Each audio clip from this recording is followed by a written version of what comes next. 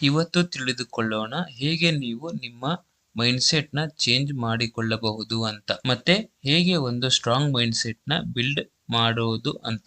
ಎಲ್ಲದಕ್ಕಿಂತ ಮೊದಲು ನೀವು ನಿಮ್ಮ ಮೈಂಡ್ ಇಂದ ಈ ಮಾತನ್ನ ತೆಗೆದು ಬಿಡಿ, ಏನಂದ್ರೆ ನೀವು ನಿಮ್ಮ ಮೈಂಡ್ಸೆಟ್ ನ ಚೇಂಜ್ ಮಾಡಲಿಕ್ಕೆ ಆಗೋದಿಲ್ಲ ಅಂತ. ನೋಡಿದ್ರೆ ನಿಜ ಏನಂದ್ರೆ ಪ್ರತಿಯೊಬ್ಬರು ಸ್ಟ್ರಾಂಗ್ ಮೈಂಡ್ಸೆಟ್ ನ ಬಿಲ್ಡ್ ಮಾಡಬಹುದು.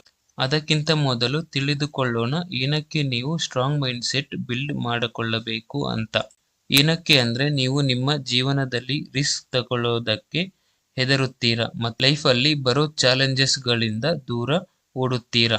ಇಲ್ಲ ಅಂದ್ರೆ ನಿಮ್ಮ ಲೈಫ್ ನ ರೆಸ್ಪಾನ್ಸಿಬಿಲಿಟಿ ತಗೊಳ್ಳೋದಕ್ಕೆ ಹೆದರುತ್ತೀರಾ. ನೀವು ಈ ನನ್ನ ಎಲ್ಲ ಮಾತುಗಳಿಂದ ಅಗ್ರಿ ಮಾಡುತ್ತೀರಾ ಅಂದ್ರೆ ನೀವು ಒಬ್ಬ ವೀಕ್ ಮೈಂಡ್ಸೆಟ್ ವ್ಯಕ್ತಿ ಇದ್ದೀರಾ. ಆದ್ರೆ ಒಂದು ಒಳ್ಳೆ ವಿಚಾರ ಅಂದ್ರೆ ನೀವು ಈ ಮೈಂಡ್ಸೆಟ್ ನ ಚೇಂಜ್ ಮಾಡಿಕೊಳ್ಳಬಹುದು.